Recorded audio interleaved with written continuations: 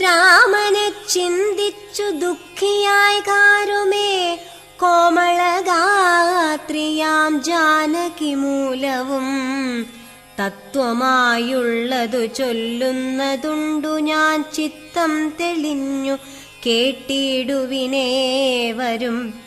രാമനാകുന്നതു സാക്ഷാൽ മഹാവിഷ്ണു താമരസാക്ഷനാമാദിനാരായണൻ.